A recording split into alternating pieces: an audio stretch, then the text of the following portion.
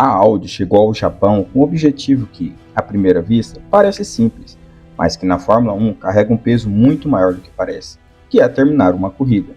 Em um cenário normal, isso seria apenas o básico, mas quando isso passa a ser o foco principal, significa que algo ainda não está funcionando como deveria. E isso chama ainda mais atenção porque a Audi não começou do zero. A equipe herdou a estrutura da Sauber, uma base já consolidada dentro do grid.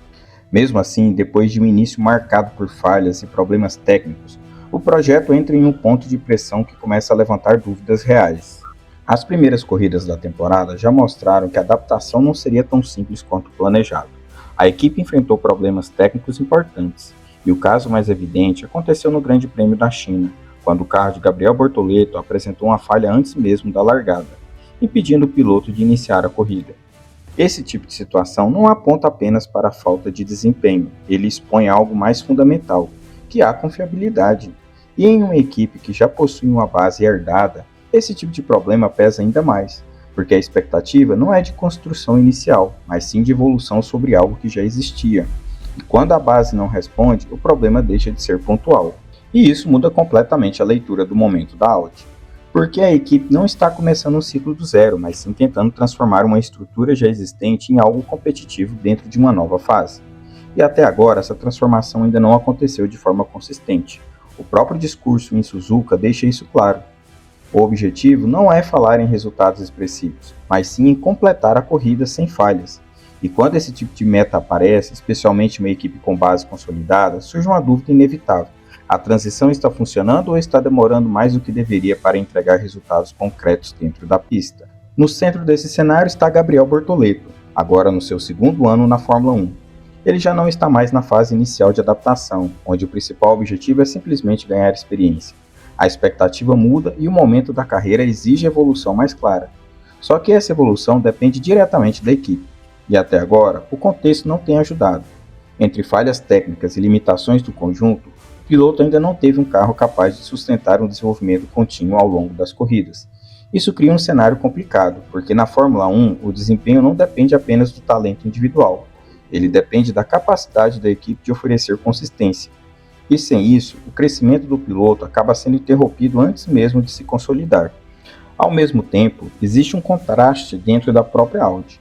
O discurso interno continuou positivo, com foco em trabalho duro e evolução constante. Mas isso levanta uma questão importante.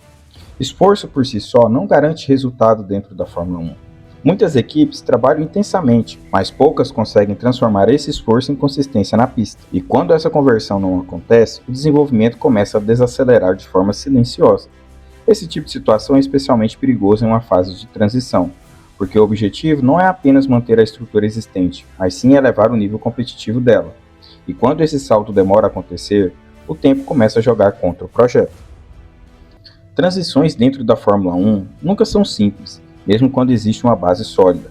Transições dentro da Fórmula 1 nunca são simples, mesmo quando existe uma base sólida. Alinhar processos, cultura e desempenho leva tempo, mas existe uma linha muito clara entre um processo de adaptação e um cenário que começa a gerar preocupação. Quando falhas de confiabilidade aparecem de forma repentina, principalmente uma estrutura que já deveria ter um certo nível de maturidade, o alerta se acende. E a Audi começa a se aproximar desse ponto, não por um erro isolado, mas pela sequência de dificuldades que vem se acumulando. Isso aumenta significativamente o peso das próximas corridas, porque agora não se trata apenas de evoluir, mas de provar que a transição está no caminho certo. E é exatamente por isso que Suzuka ganha um peso muito maior dentro da temporada. Essa corrida funciona como um ponto de verificação real do projeto da Audi. Se a equipe conseguir completar a prova sem falhas, mantendo consistência do início ao fim, o cenário muda de forma importante. O projeto ganha estabilidade, ganha confiança interna e cria uma base mais sólida para a evolução. Mas se os problemas continuarem, se novas falhas aparecerem ou se a equipe ainda não conseguir entregar o básico, a narrativa muda rapidamente e passa de uma transição em desenvolvimento para um projeto que começa a levantar dúvidas reais. E na Fórmula 1, percepção não é apenas opinião. Ela influencia decisões, direciona investimentos e impacta diretamente o ritmo de crescimento de uma equipe. E é exatamente esse tipo de mudança de percepção que a Audi precisa evitar nesse momento. No fim das contas, o Grande Prêmio do Japão representa mais do que uma corrida para a Audi. Ele representa um momento de validação, um ponto onde a equipe precisa mostrar que consegue transformar uma base existente em desempenho real dentro da pista. Porque o potencial está ali, mas ainda não apareceu de forma consistente.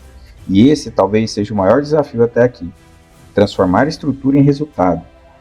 Agora eu quero saber a sua opinião. Você acredita que a Audi finalmente vai conseguir dar esse passo na Suzuka e mostrar evolução clara? Ou acha que os problemas ainda vão continuar aparecendo nas próximas corridas?